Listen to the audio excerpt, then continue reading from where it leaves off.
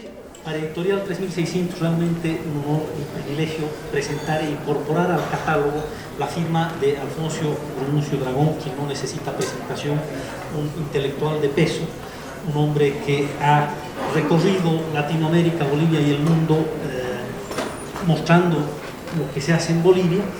Y nos acompañan esta noche dos mujeres extraordinarias que tienen un peso muy importante en la historia contemporánea de este país.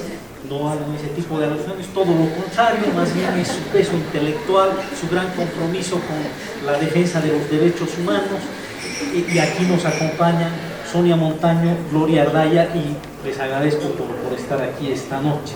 Mil gracias, es realmente un privilegio tenerlas aquí en la testera junto a Alfonso Brununcio.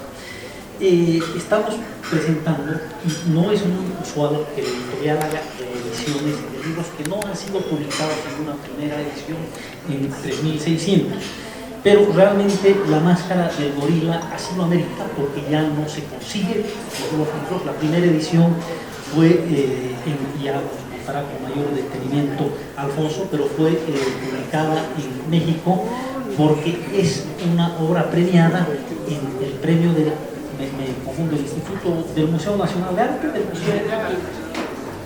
Instituto Nacional de Bellas Artes de México, fue el premio único, el ganador, que fue publicado en México. Después, muchísimos años después, fue publicada por Cinca, unos lindos textos, pero que ya han desaparecido y no pueden tener público. Y me parece importantísimo presentarla hoy día, a pocos días de la elección. Como no sé si ustedes saben, pero este libro trata sobre el golpe de Estado de García Meza el 17 de julio de 1980. Se terminó de imprimir en los talleres de la editorial en julio de 1980 y 45 años después de ese golpe, y lo estamos presentando en octubre, que ya son 40 y cuántos años de democracia, 46, son 43 años después de la recuperación de la democracia, y este domingo tenemos una elección que realmente es importante reflexionar sobre lo que han sido esos años, lo que han sido estos años después de la recuperación de la democracia, y tenemos, creo que todos, hay un libro que nos permite reflexionar acerca de esa temática. Gracias, Alfonso, por confiar en tu casa editorial ahora. Este es el primer libro, pero ya estamos proyectando nuevas publicaciones, y por supuesto gracias a ustedes por acompañarnos esta noche en esta presentación. Yo cedo el micrófono a Sonia Montaño para que haga la presentación del libro. Ahora, como hacemos, me vengo por aquí.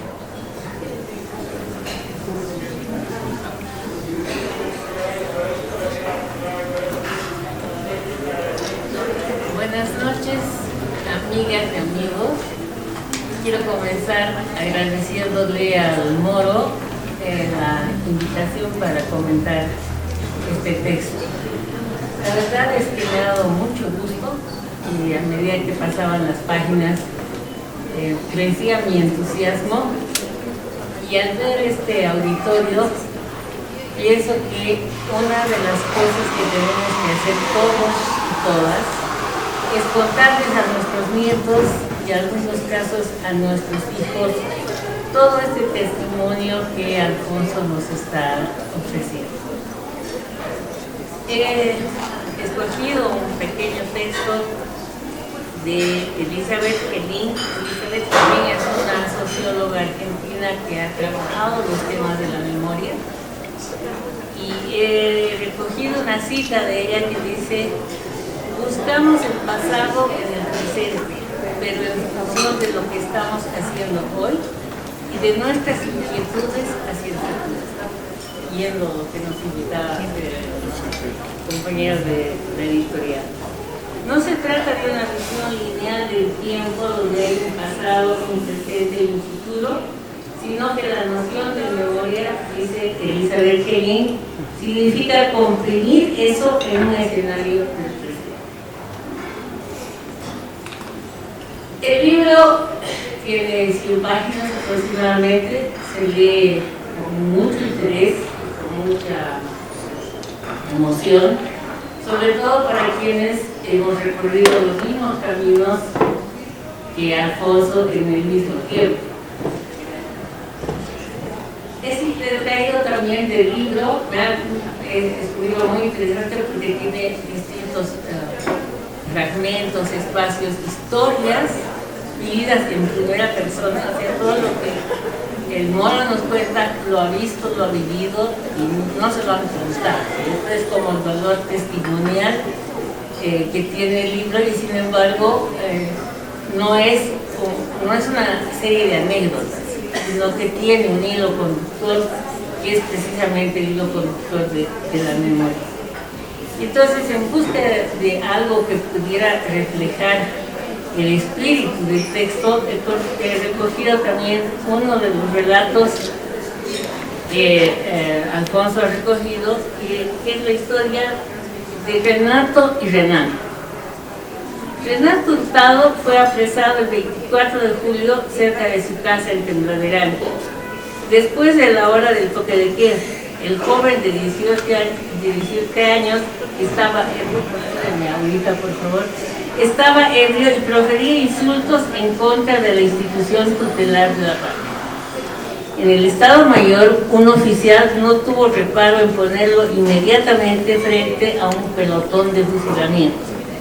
Menuda sorpresa se llevó uno de los soldados cuando reconoció en Renato a su propio hermano. Renato Hurtado se negó a disparar. Lloró, pidió por todas las formas perdón para su hermano. El oficial, ebrio de alcohol y de ira, apoyó el caño de su revólver contra la cabeza del soldado. Si no disparas tú, disparo yo, lo increpó. Al entierro de Renato asistió doña Pastora, la madre, y en medio del llanto contaba que su hijo Renan, el soldado, estaba loquito desde aquella noche.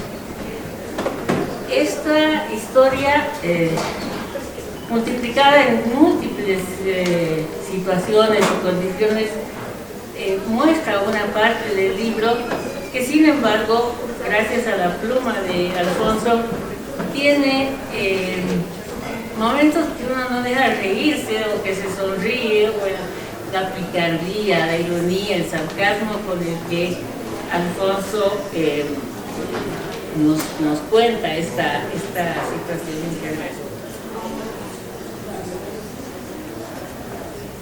En estas 100 páginas del libro que presenta Alfonso, como decía, hablan por sí solas, pero vale la pena destacar la iniciativa de una tercera edición. La primera, como ya se ha dicho, es una edición que se hizo después de un periplo inesperado que también él nos cuenta, lo escribió en la Embajada Mexicana, mientras estaba asilado. Tuvo la valentía, porque había que ser muy valiente en esa época, de escapar de la embajada y seguir un largo periplo que llevó hasta México. En México acabó de escribir seguramente el texto y lo presentó a un concurso que ganó el premio. Aquí este es el primer libro, ¿no? Este es el primer premio que él ganó, y que luego más adelante tuvo una segunda edición y ahora asistimos a la tercera edición. Una de las cosas que dice Alfonso en alguna parte del texto es, claro, la segunda edición no tuvo mucho éxito, y es de esperar que esta edición tenga más eco, pero la memoria es algo esquivo, y yo creo que hemos hecho un largo ejercicio de por lo menos 20 años, pero mucho más, para no recordar, para evitar sentir el dolor que hemos sentido no solamente con Goldberg García Meza, que es sobre el cual se relata, sino sobre muchos otros episodios de nuestra historia, donde realmente la opción de olvidar es una opción que está siempre presente. No hay que ser político del siglo XXI para decir hay que mirar adelante. No, quienes de verdad sufren tampoco quieren mirar atrás. Es una historia, la memoria por eso no es lineal, por eso cada vez que recordamos algo, omitimos algo, y por eso el valor de este texto es que Alfonso lo ha escrito cada día. cada día a partir de un hecho concreto que tiene un significado y que indudablemente hoy en día con las redes sociales, todo el mundo, acuérdense que en 1980 este era otro mundo. La globalización, la tecnología, el hecho de que cuando hacen la paz en Gaza nosotros la vivamos como algo inmediato, es algo que ha cambiado el escenario. En 1980 ya la llegada de las ambulancias era una novedad, ¿no? De modo que hay que situar el texto en el contexto que se ha escrito. Importante es destacar que también en el caso del golpe de García Meza hay este testimonio, otros relatos, pero también tuvimos algo que es importante para nuestra memoria, porque García Meza fue motivo de un juicio de responsabilidades, entró a la cárcel y se hizo justicia frente a un momento significativo de la historia. Quiero reconocer a Juan del Granado realmente como el otro lado de esta historia, donde un hecho como el del golpe es sancionado respetando el debido proceso, con un montón de características que han desaparecido en nuestro país, y había una voz que nos estaba recordando muchos momentos del golpe de García Meza que yo creo que vale la pena leer. No voy a spoilear, como se dice, el texto, y voy a tener la posibilidad de publicar este textito en una futura publicación, como está pensando el Moro. ¿Qué es importante de este libro? Es importante de este libro escudriñar la verdad, sabiendo que la memoria es plural. Nadie recuerda lo mismo del mismo hecho. Podemos ver este vaso, lo están viendo ustedes desde allá, yo desde acá, y seguramente vemos cosas diferentes, evocamos cosas diferentes y recordamos cosas diferentes. La memoria es así, es una construcción de todos los días. Sin embargo, lo que tenemos aquí al frente no son recuerdos, sino son historias vividas en tiempo real. Digamos, cuando él estaba en la Embajada de México, cuyos testimonios serían muy lindos. Me imagino que varias personas que están sentadas aquí estuvieron en la embajada, salieron de la embajada, visitaron la embajada. Yo misma, ni te vi, pero estuve por ahí, y gracias a una hija que acababa de nacer, me llevaron a la embajada de Bélgica, que es otra historia también divertida. Entonces, el relato del Moro es un relato que además, de una manera muy sistemática, coloca a los principales actores sociales y políticos que actuaban en ese momento y que todavía forman parte, quizás ya no de la memoria, pero de la historia real. Por ejemplo, el papel del periódico Aquí. ¿Cuántos de aquí? Seguramente muchos de nosotros comprábamos el periódico, nos alimentábamos de él, pero nuestros hijos y nuestros nietos ya no saben lo que había sido el periódico Aquí. El papel de Luis Espinal. Cuando uno ve en el libro que se citan personas que son próceres de nuestra historia, que son héroes que han luchado por nuestra igualdad, y que sin embargo ha habido una sistemática eliminación de todos esos, como fue el caso de Luis Espinal, Marcelo Quiroga Santa Cruz, y muchos otros que Alfonso ha tenido el cuidado de recoger cada uno. Probablemente faltan algunos, pero creo que es una muestra real de los personajes que actuaron en política en ese momento de manera protagónica. Un pie de página, ciertamente las mujeres no aparecen en el libro. Está el tema de la Asamblea Permanente de Derechos Humanos. Otra institución que hasta el día de hoy está presente en la memoria y que encarna parte de ese proceso de olvido y de sufrimiento que tenemos cuando tú ves todavía al Amparito Carvajal con su gatita en la 6 de agosto. Eso es un retrato realmente impresionante. Está el recuerdo de CONADE, y creo que esta parte del CONADE es muy importante porque ese CONADE es otro CONADE. Y está aquí el testimonio de Gonzalo Aguirre, que me parece muy importante, pero donde nosotros podemos ver cómo se convertía una clase obrera que ya no existe, una clase minera que ha sido reemplazada no por los cooperativistas mineros, sino por los informales, por los ilegales, por los sinvergüenzas de la vida, obligados por la pena, por los ejemplos. Este ya no tiene nada que ver con esa federación de mineros y ese CONADE que había en ese momento. Está el papel de las radios y la prensa minera.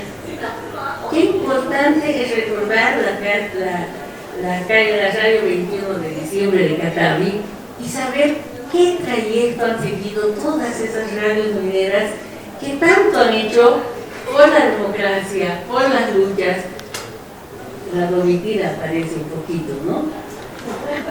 El libro también tiene estos momentos simpáticos, como es el momento en que el coronel Estrada nos recuerda a la gran Lidia Gayle, ¿no? Que fue otro símbolo de resistencia en un momento en que sabíamos que ella iba a caer. Cuando este hombre trata de abusar de ella, subirse por el balcón, y realmente nos evoca cómo de frágil, una fragilidad institucional que hasta ahora se mantiene en nuestro país. Un tipo se puede trepar y tratar de abusar de la presidenta, ¿no? Es como el último quiso dejarse con su novia, digamos. Son cosas inverosímiles en la vida de una nación. También nos habla del papel de los argentinos y los tiras y todos los que habían perpetrado todas las torturas y la persecución, y menciona un típico retrato que es el Mosca Monroy, del cual han habido muchos moscas. Uno de ellos, olvidado todavía, es el Coco Balbián, por ejemplo, que después de haber asesinado y perseguido a sus compañeros del ELN, terminó siendo dirigente del ADN, ¿no? Entonces, es más, ese señor acaba de hacerle escribir a un querido escritor su vida en verso, como un héroe o una víctima, no sabemos qué. O sea, la impunidad, cuando aparecen unos nombres de personas que han actuado contra los derechos humanos, contra la democracia, está en todas las páginas de este libro. Entonces, cierro diciendo que este es o no es el mismo país donde García Meza pudo violar todos los derechos humanos. ¿Dónde están los militares que ejercieron el poder durante los últimos años? Suscita también el libro el papel nefasto de la llamada Comisión de la Verdad, que durante el gobierno de Evo Morales simplemente dejó con breves testimonios sin pruebas y no hizo lo principal, que era saber la verdad de los militares, dónde está el cuerpo de Marcelo Quiroga, en fin. La Comisión de la Verdad es una vergüenza nacional, ¿no? Que sin embargo se acumula en la historia de nuestro país, y por eso pienso que el haber escogido, como la vida lo escogió al Moro, para estar en ese momento del golpe de García Meza, nos permite no solamente recoger lo que él cuenta, sino pensar que alguna constelación se puso encima para que gente como él pueda contar lo que había pasado, todavía sobrevivir, porque hay mucha venganza de la justicia en tiempos en que el odio es la savia que recorre nuestras venas. son algunas de las preguntas que me he hecho y que espero que sea una buena invitación para leer el libro. Muchas gracias.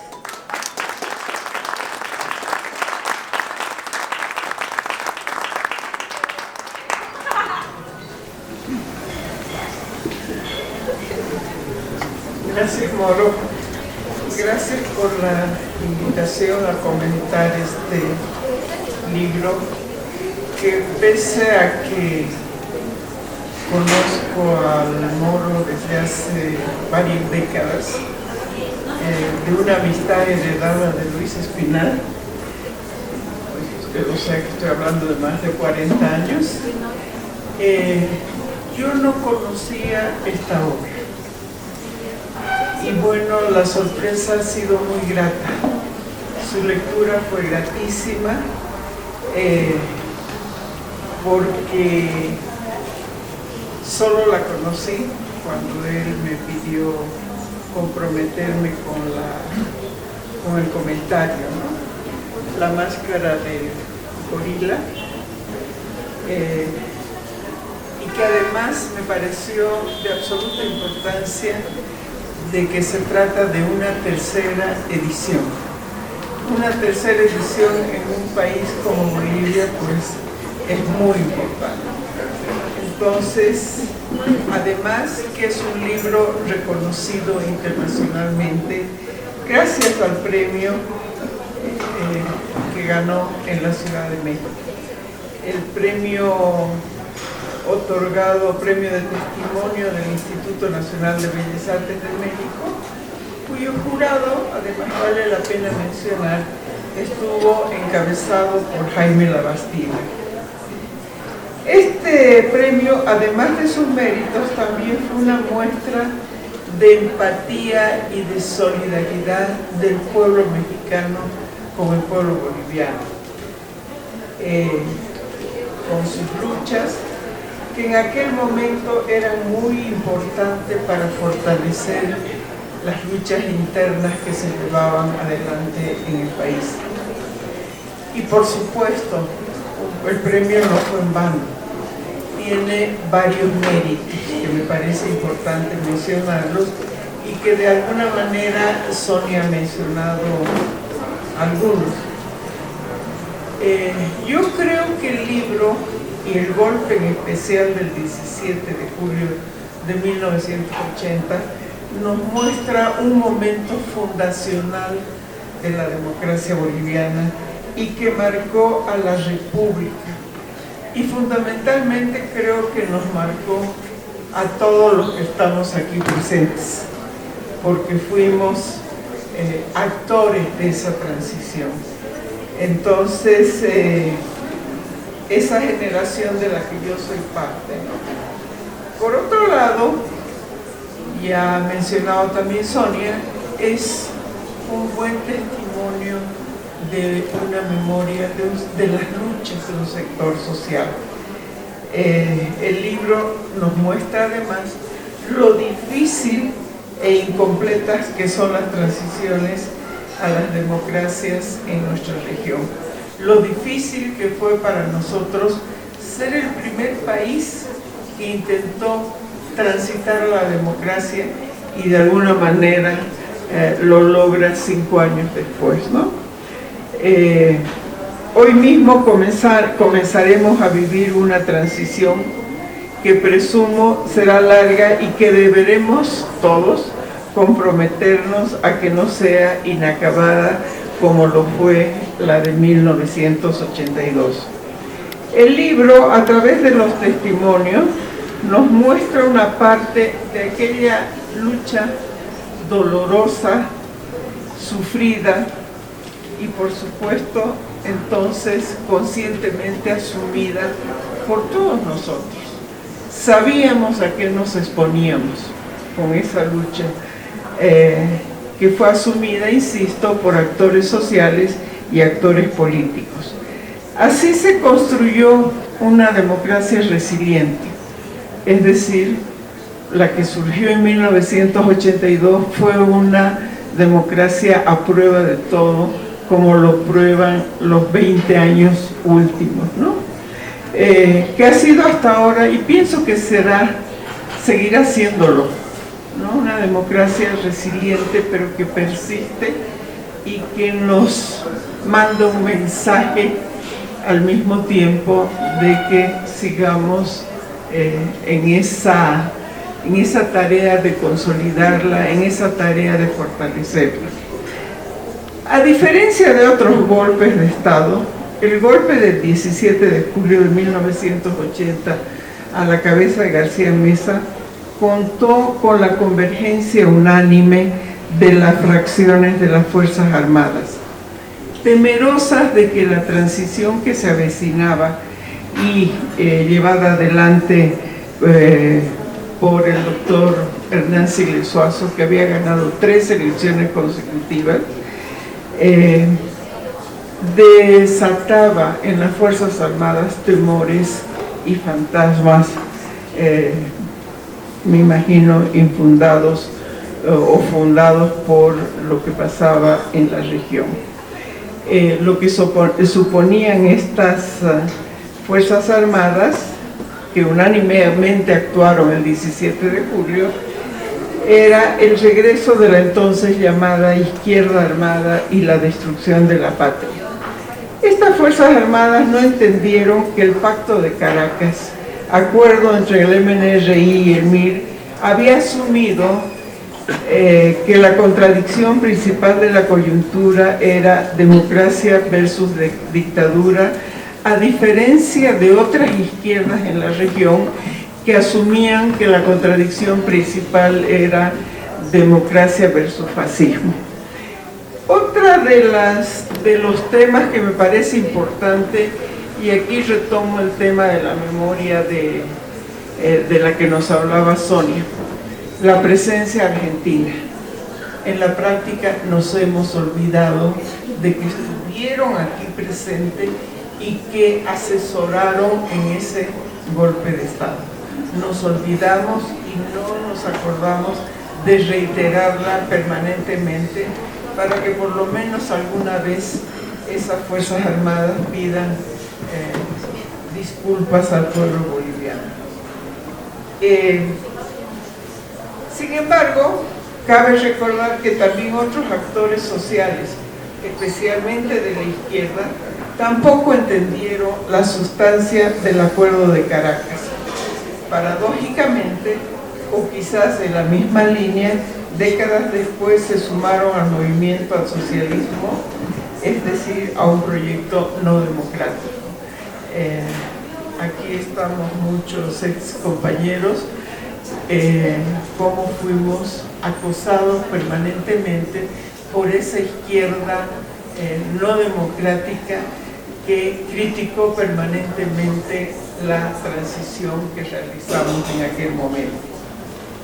El libro relata las distintas formas de resistencia que se dieron antes y después del 17 de julio, especialmente las que llevaron adelante los sectores sociales, periodistas y sindicales, entonces vigentes, también eran militantes de los principales partidos de la izquierda, que no queríamos reconocer en ese momento.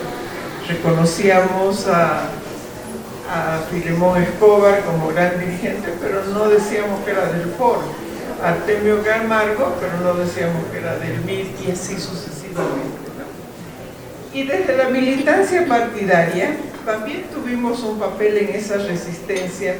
Después de haber ganado 3 elecciones, nos convencimos de derrotar a la dictadura y llegar al gobierno por la vía de las elecciones competitivas. Izquierdistas asumiendo la democracia es un papel que nos costó muchísimo. Nos costó muchísimo porque no fue una tarea fácil. Tuvimos que aprender a ser demócratas, porque no lo éramos. La década del 70 no habíamos aprendido a ser demócratas. Demócratas, por supuesto, desde lo personal hasta lo público. Es un proceso que además sigue hasta ahora, sigue hasta hoy en día. ser demócratas realmente es un papel muy, muy difícil. Aprender cada día a vivir en democracia, aplicarla en todos los ámbitos de la vida, porque la democracia será siempre una utopía, nunca la podremos alcanzar, que se construye, se deconstruye y se reconstruye. También porque es a la vez certezas e incertidumbres en sus reglas y resultados respectivamente. Asimismo, a estas luchas se incorporan actores y territorios en la disponibilidad democrática. También se construyen instituciones modernas de esencia democrática y fundamentalmente pugnamos por introducir a la democracia en nuestros comportamientos cotidianos. La tarea inmensa y acuciante entonces es integrar modernidad y democracia, porque el corporativismo que vivimos cotidianamente es anclarnos en el pasado.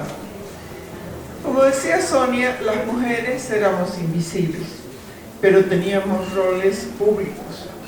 Yo misma fui la única mujer de la dirección nacional de mi partido de entonces, el MIR de la transición a la democracia, y llegué ahí con mucho esfuerzo, mostrando que podíamos ser tan eficientes como el resto de compañeros.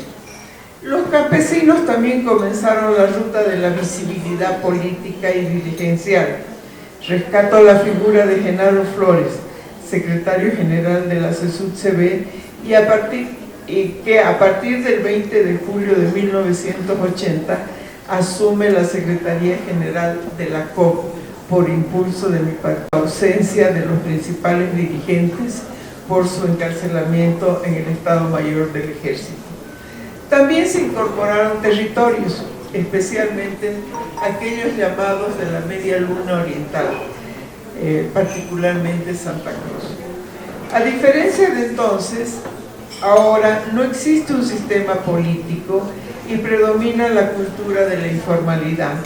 La transgresión es una forma generalizada de comportamiento social y político de todos nosotros y del resto de la población, porque la ciudadanía no es un concepto que está presente entre nosotros.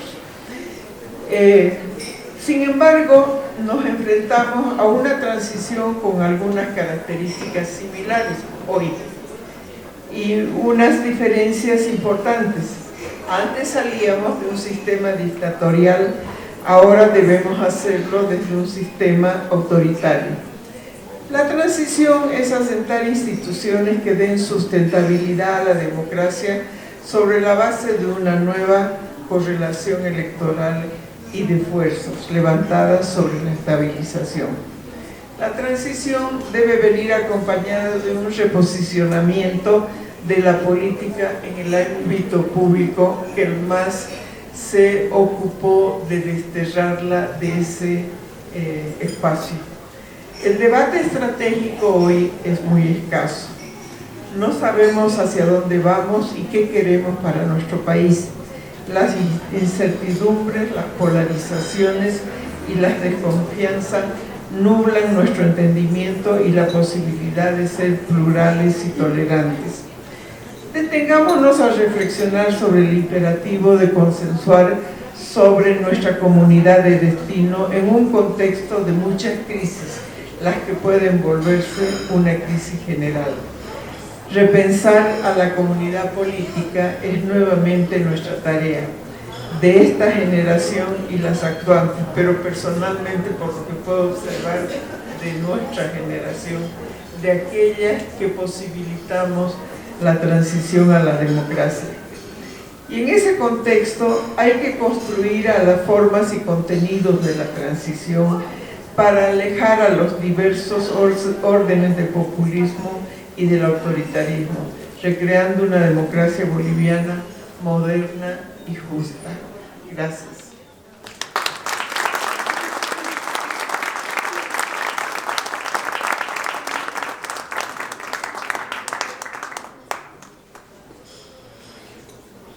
Muchísimas gracias, Sonia, Gloria.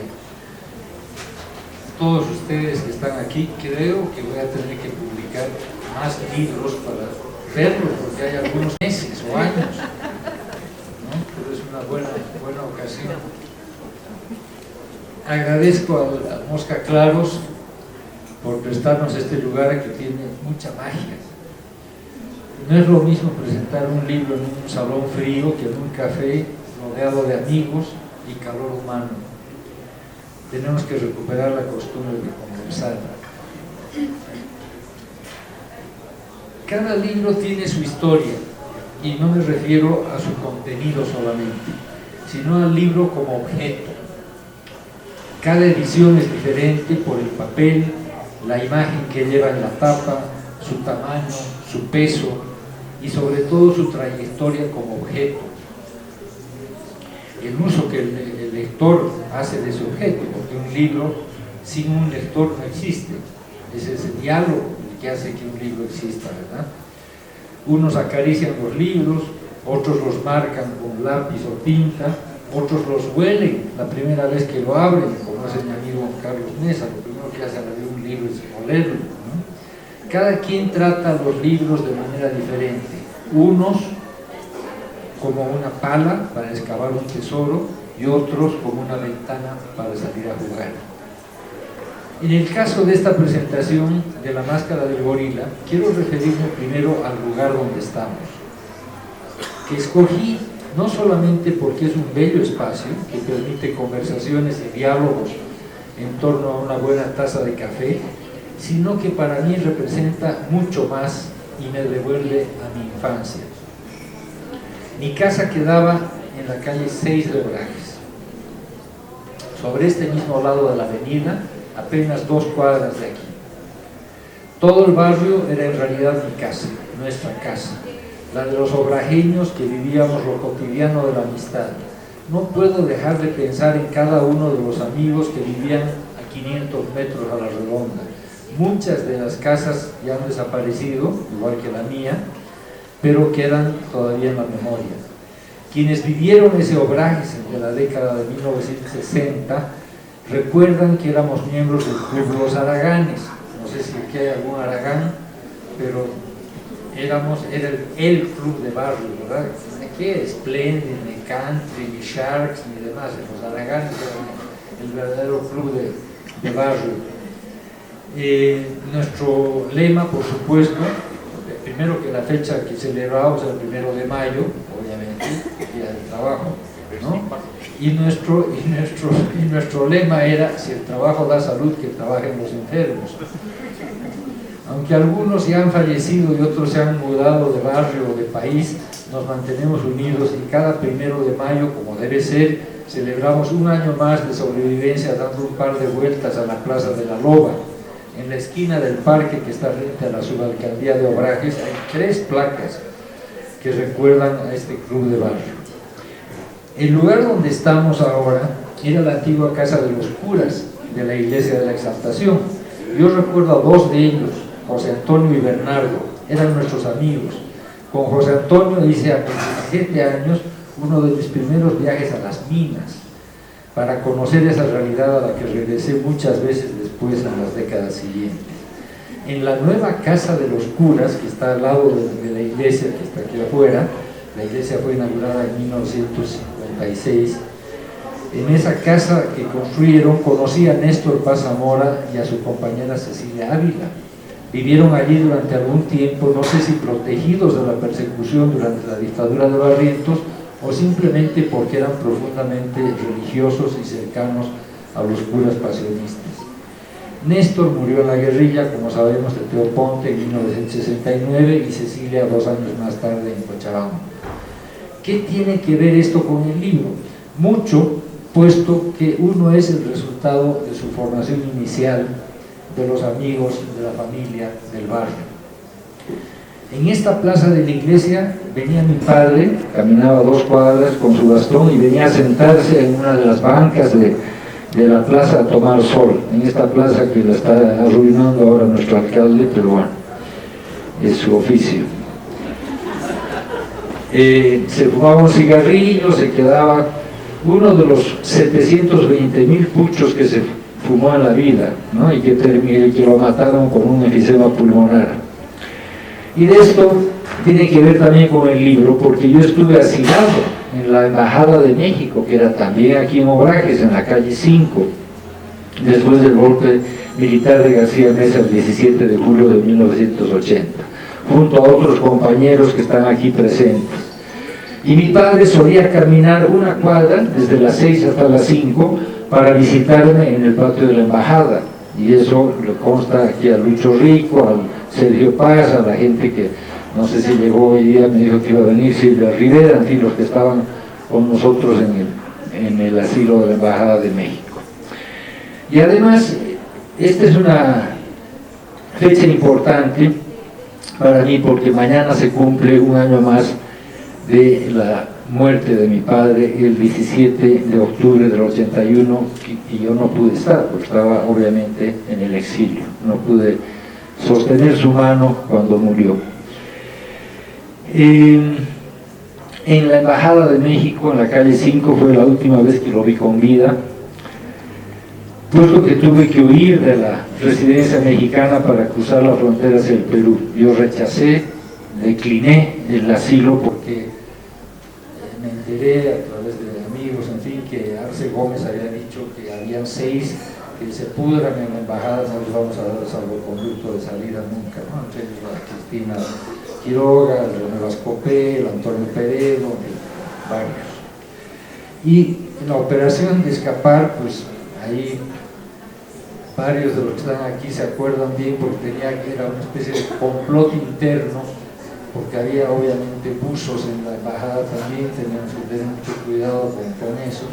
Y me acuerdo muy bien la noche en que escapé, gracias a una conspiración en la que estaba Sergio Paz ahí en la esquina de la casa viendo si pasaba la patrulla, el Cayo Rivera, el padre de Silvia Rivera, esperando a 2 cuadras en su auto, el Lucho Rico, el Locomanto, el René Vascopé, en fin, nombres que quizás a los de mi edad les dice algo y a los más jóvenes no les dice nada, pero bueno.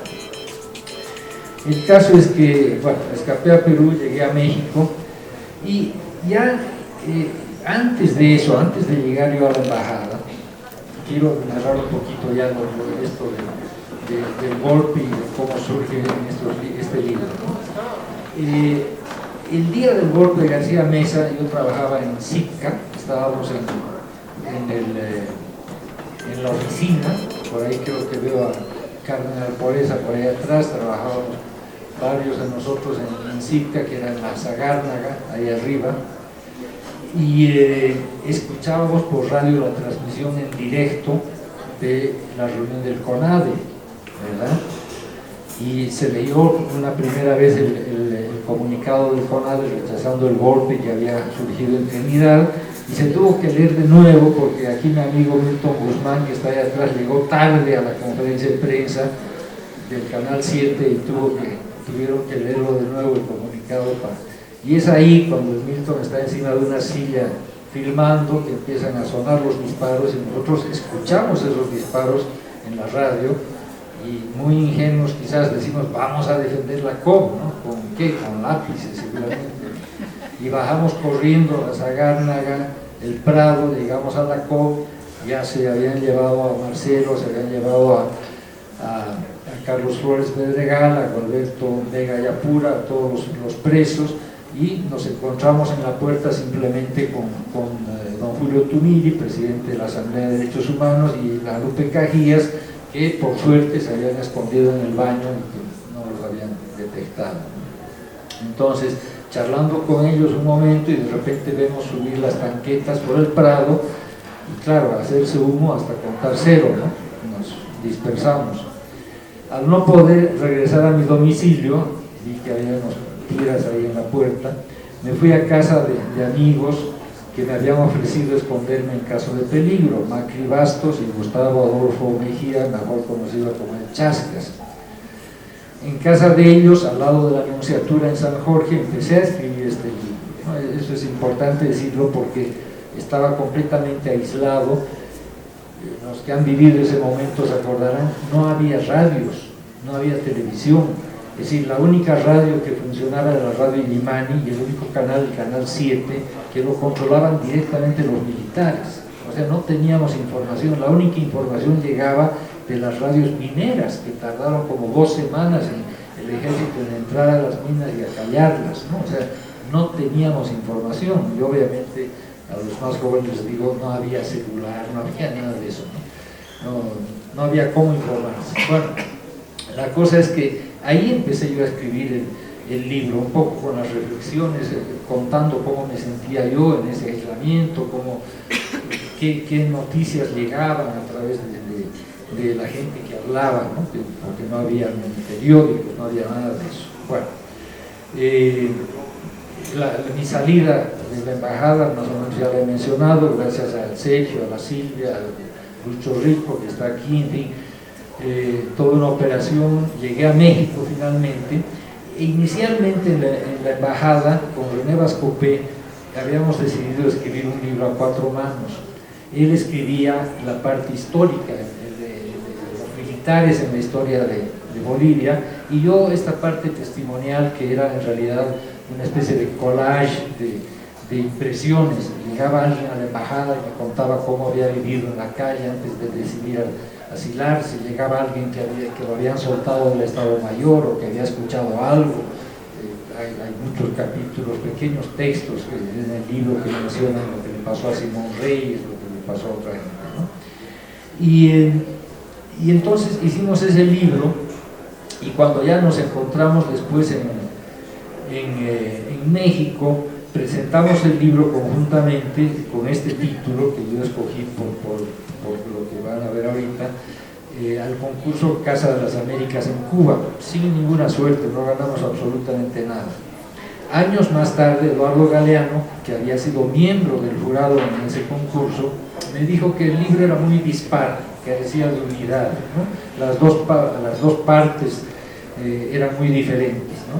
René decidió retirar su parte porque quería trabajarla más con otras fuentes documentales, y yo presenté el libro como estaba, ¿verdad?, al concurso del Instituto Nacional de Bellas Artes, y gané el Premio Nacional de Literatura en la categoría de testimonio del año 1982. Es importante señalar que yo, esas 2 semanas en que estuve escondido en casa de mis amigos, y el mes más o menos que estuve en la embajada, ese fue el libro, y era con lo poco que podía llegar de información. No lo he tocado después, lo presenté al concurso tal como lo había escrito en esas semanas, y las siguientes ediciones no he tocado ni una coma. He añadido sí una introducción, prólogo a cada edición, por supuesto, pero es el mismo libro, porque yo quería mantener esa frescura, por decirlo de alguna manera, esa espontaneidad con que lo escribí en ese momento. Me llegaban testimonios, me llegaban rumores, a veces no sabíamos qué había pasado con Marcelo Quiroga, por ejemplo. Acuérdense, 2 semanas ahí en la embajada o donde mis amigos, nadie sabía qué pasaba. Todas estas cosas las hemos sabido después, pero yo no quería actualizar, digamos, entre comillas, el libro con la información que después pudimos obtener, ¿no? Entonces, ya el libro tuvo una primera edición, que es esta, que se publicó cuando gané el premio en México, en el Instituto Nacional de Bellas Artes, y vuelvo al principio, cuando dije que todo libro es un objeto que tiene vida propia. Después de esta primera edición, en la editorial Oasis, en 1982, en 1989 se publicó una segunda edición en Bolivia, sobre la cual nadie escribió, ¿no? La edición mexicana tuvo varios comentarios en periódicos importantes de México, de varios escritores, pero bueno, sobre la boliviana, la primera, nadie escribió, pero tuve una presentación muy entrañable en el Salón de Honor de la UNSA, cuando Pablo Ramos era rector. Pablo hizo la presentación, lo cual yo le agradecí siempre, y curiosamente estaba un nieto del presidente mexicano Lázaro Cárdenas, que ahora es asesor principal de la presidenta Sheinbaum, que se llamaba también Lázaro Cárdenas. que era agregado cultural, creo, una cosa así. La tapa de la segunda edición la hizo con base a esta fotografía famosa, y voy a decir por qué es famosa, Carlos Villagómez, que también le agradezco mucho. Y esta foto es, yo le llamo tristemente célebre, porque acuérdense que vino el golpe de Natush, ¿verdad? Y después del golpe de Natush asumió interinamente la presidenta Lidia Gayler, y a poco tiempo de asumir ella hay un acto militar, y el comandante Arturo, el coronel Arturo Doria Medina, comandante del regimiento Tarapacá, que había masacrado a gente en la Plaza Pérez Velasco el año 79, la masacre de Todos Santos, le entrega a la presidenta interina la máscara del gorila, el símbolo del regimiento Tarapacá. O sea, increíble que ellos mismos se reconozcan. Los gorilas son muy buenos, de hecho, pero la máscara esta es horrible, es así como un gorila sediento de sangre, ¿no? Pero así se identificaban ellos, ¿no? Entonces tiene toda su historia esa foto. Bueno, el caso es que esa fue la segunda edición, y esta tercera edición con editorial 3600 tiene una tapa muy especial, que es obra de mi amigo querido Diego Morales. ¿Dónde estás, Diego? Diego, ahí está sentado. Que además esta tapa, que ahí la están viendo, tiene su historia, porque ese cuadro ya no lo tiene Diego. Ese cuadro está preso hace muchos años en el Estado Mayor. Por suerte conseguimos una foto, pero es uno de los varios cuadros que le secuestraron a Diego después de tomarlo preso en esos años. He tenido la suerte de que las dos amigas que quiero tanto desde hace tantos años aceptaron la invitación a presentar el libro. Me honran tremendamente. Creo que muchos de ustedes están aquí por ellas y no por mí, lo cual me agrada doblemente, ¿verdad? Y bueno, como dije antes, creo que voy a publicar más seguido para poder verlos de nuevo a todos. Gracias.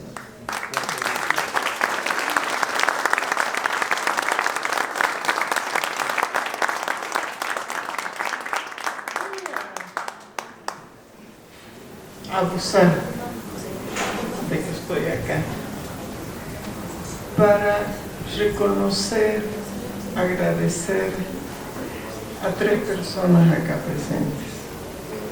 Antonio Eguino, que nos dio identidad a muchos que estábamos en la pelea después del golpe.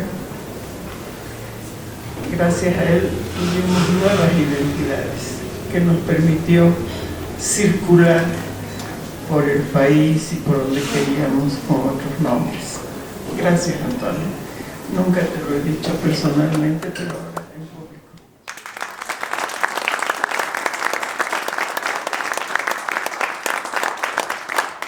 Está Roberto Casanovas,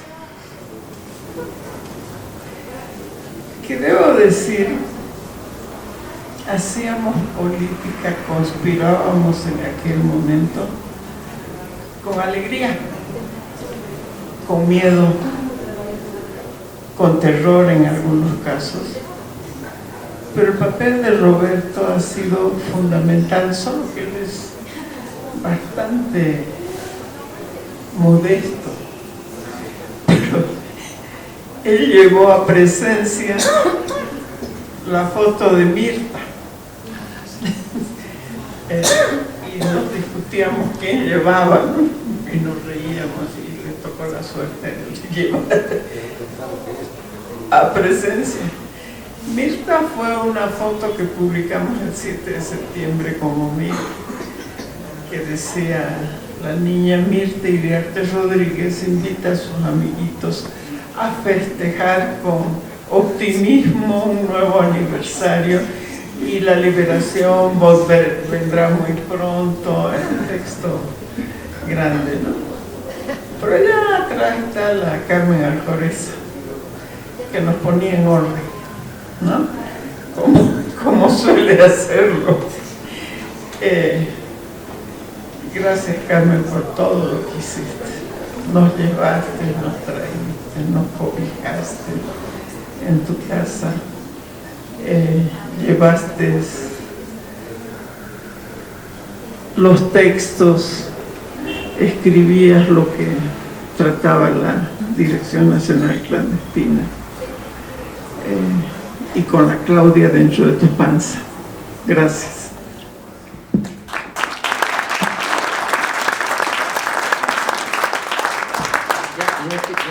Dame un minuto más.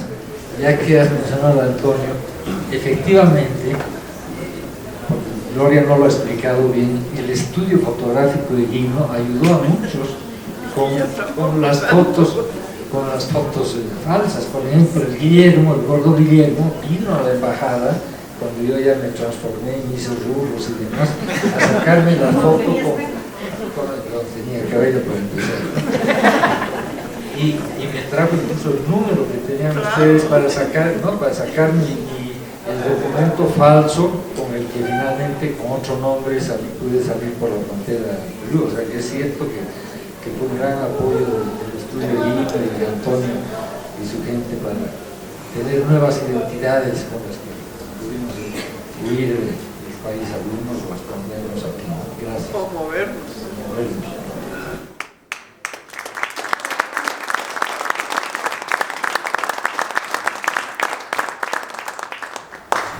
Bueno, gracias a Mosca Claros por apoyarnos esta noche aquí. Gloria, Sonia, por esta tan linda presentación. Alfonso, por confiar en esta casa editorial. Invito a todos, el libro se está vendiendo atrás en la entrada para que puedan firmar una dedicatoria y además conversar de todas esas anécdotas y todos los momentos vividos. Y bueno, gracias a ustedes por acompañarnos esta noche. Muy buenas noches.